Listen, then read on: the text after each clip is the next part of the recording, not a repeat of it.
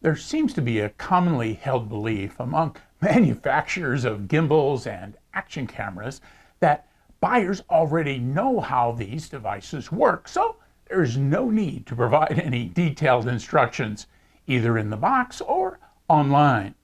While that may be true in some cases, new users are purchasing these devices every day and fail to take full advantage of their device's full capabilities. In this video, we'll go through the Feiyu Pocket's menus and smartphone app to help you get quickly up to speed.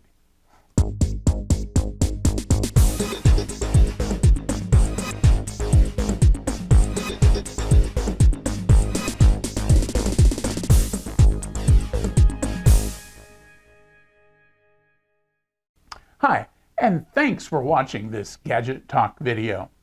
On this channel, we do reviews and how-tos on radio-related products, audio and video tools, and like this one, on action cameras and gimbals. If you find the video helpful, please take a second to click the thumbs up button below the video and subscribe to the Gadget Talk channel. If you haven't watched my video overview of the Feiyu Pocket, I'd encourage you to do so, as it shows you how to access the various controls and menus. I'll link it in the description to this video. For now, we'll assume you've already seen how to access those menus, and we'll be focusing on what the menu items do. So let's take a look at the Feiyu Pocket's menu and accompanying smartphone app. As you can see in this picture, we have the primary screen displayed on the Feiyu Pocket. It shows you the camera mode in that it's in video, 1080p with 30 frames per second. It gives you the battery status, as well as the number of hours of recording onto the SD card at this particular resolution.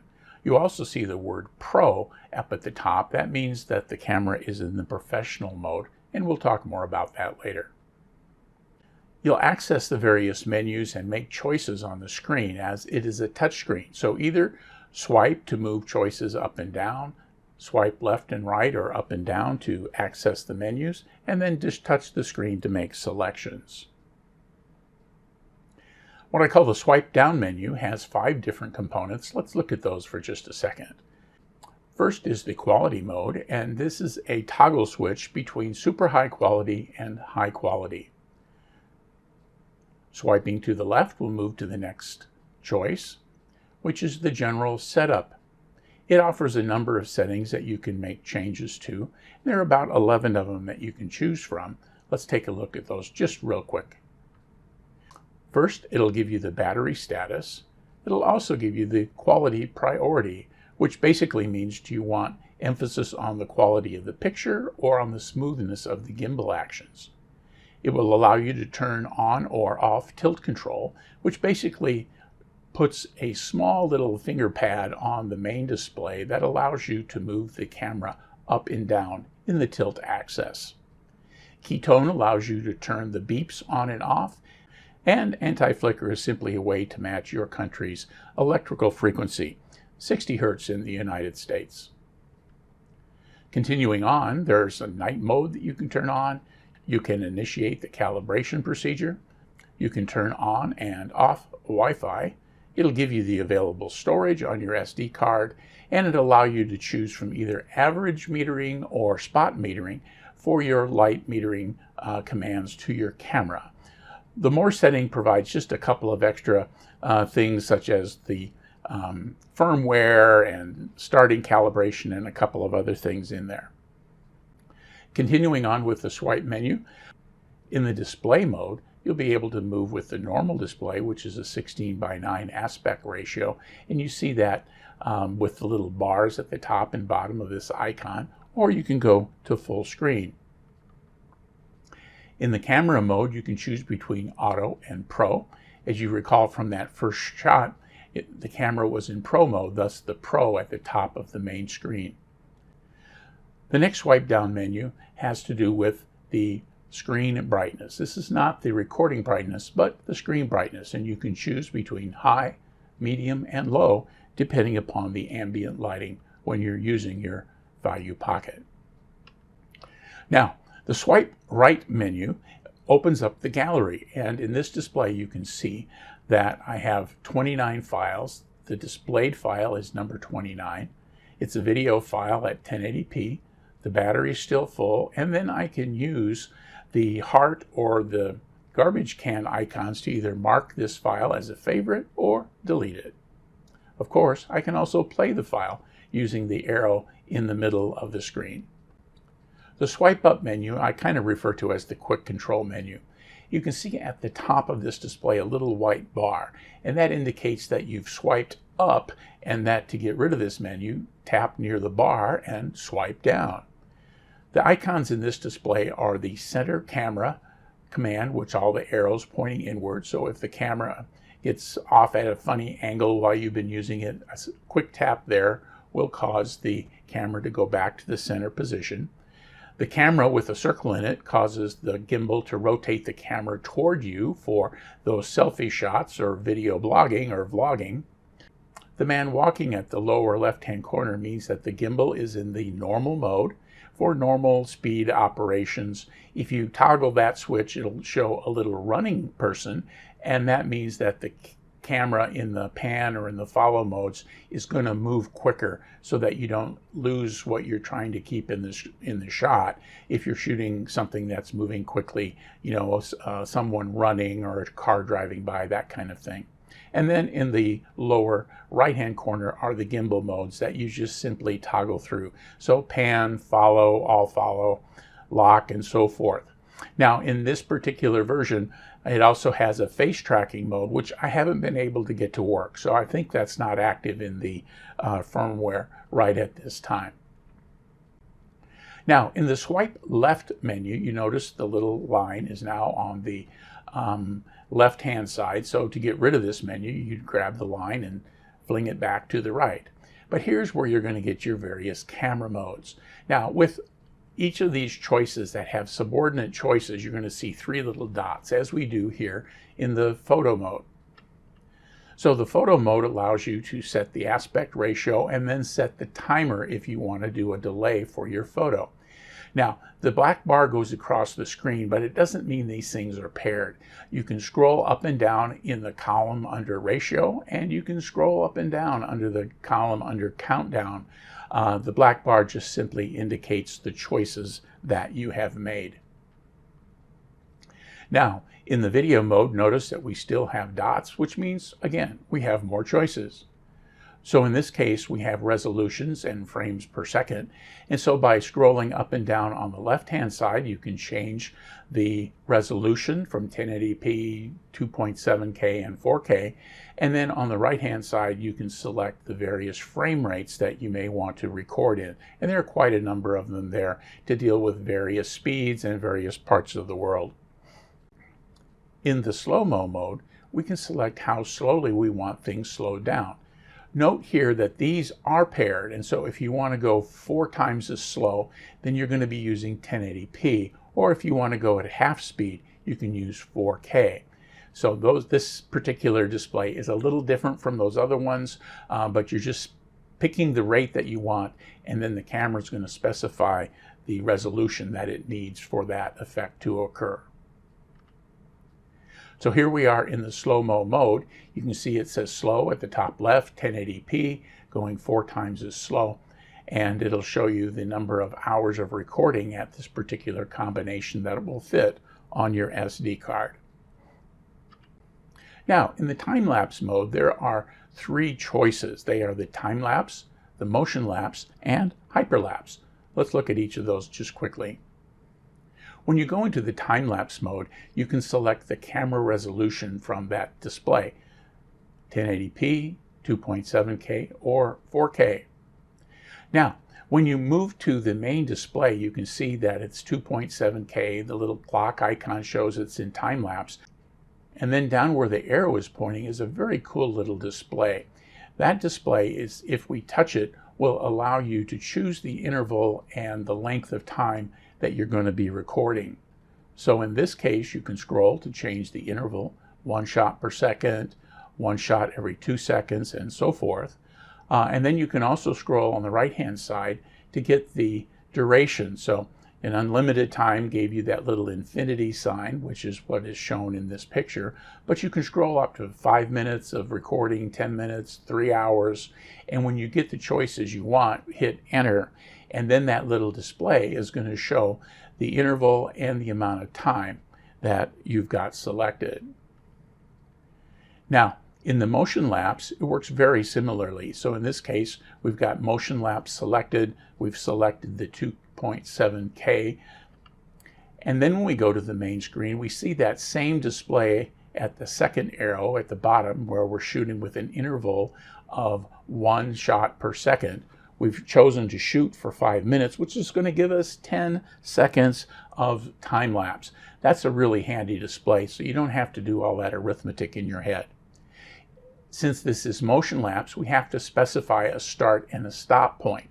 You can have intermediate points, but you need at least 2 points that will direct the camera gimbal to point at one particular spot and then finish at the other, and it will compute the necessary movement time to meet the time required in the total shot time. In Hyperlapse, we again choose the resolution that we want to use. But in this case, it's a little bit different.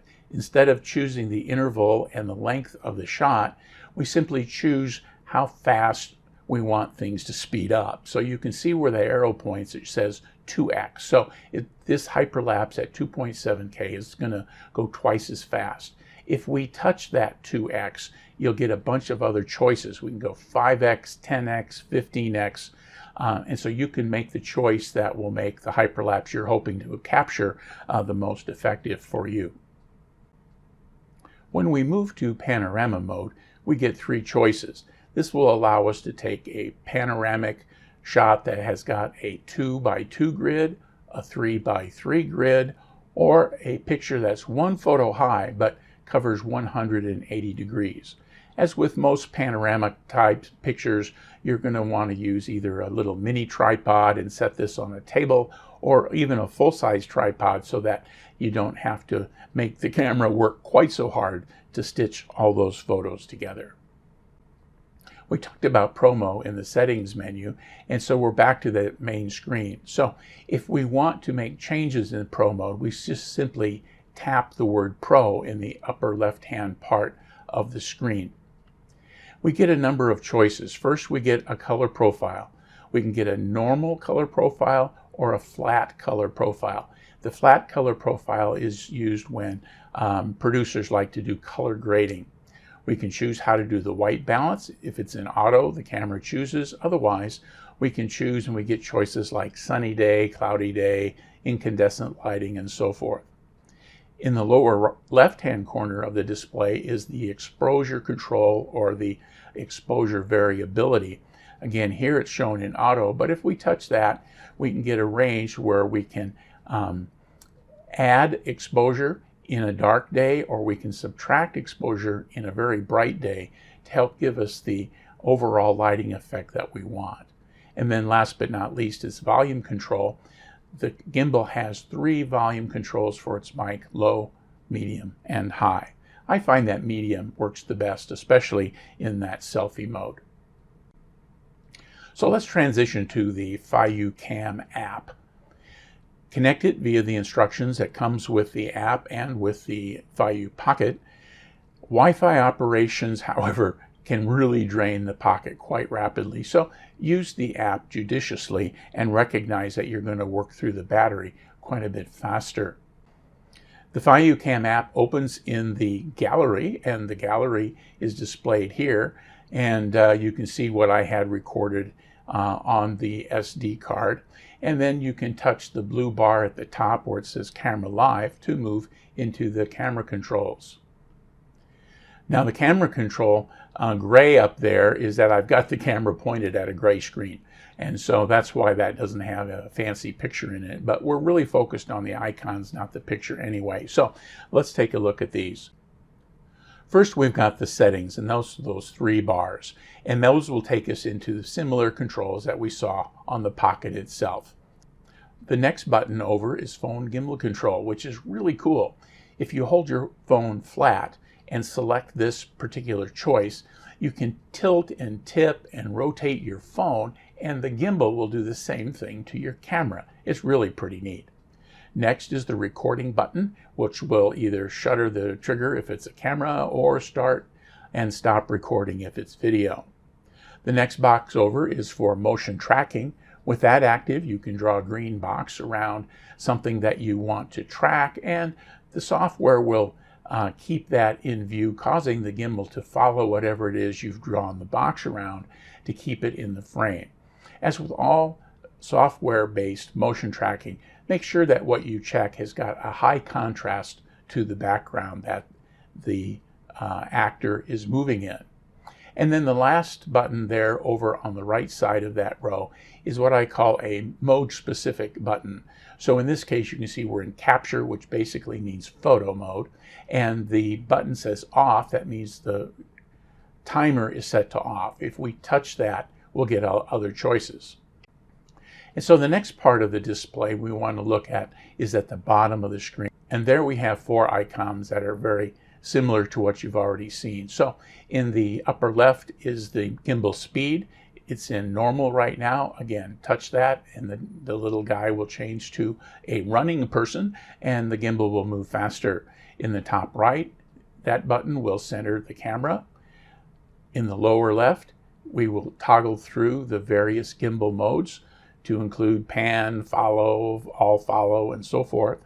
And then the little square with the dot in the middle of it swaps the camera. So that icon is a little bit different than the one that's displayed on the Pocket itself, but it does the same thing. It reverses the camera to point to you so you can use it in selfie mode. Now the diamond with a circle in it is a virtual joystick, and so if you want to direct the gimbal to move left, right, up, or down, just simply touch the circle and then move your finger left, right, up, or down, and the gimbal will follow along. You also notice that up at that second row where we have that mode specific, it's changed now from that off circle to 1080 by 30 because I've changed it to the video mode. Right there is the arrow pointing to that icon. And when you touch it, you can see there's a box that opens in the main display, and you can use your finger to swipe through and change video resolution, video frame rates, and toggle your video quality. Now, when we move to the slow motion mode, here we see the same choices that we saw in the Pocket menus, and that is 4K at 2x, 1080p at 4x, or 720p at 8x. And so we can make choices about the speed of our slow-mo here in the app as well.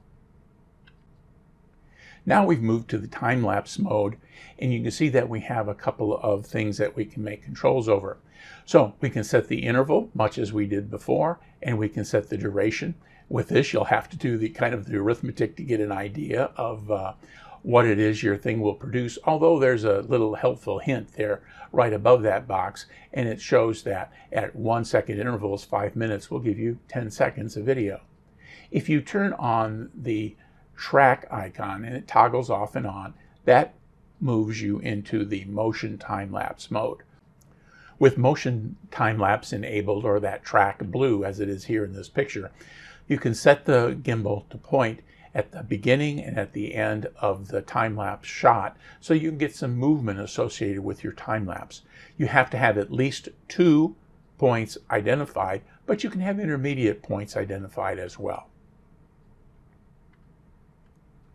Here in the pano, or the panoramic mode, you can see that we can make the choice of the 2x2 grid, the 3x3 grid, or a 180-degree photo.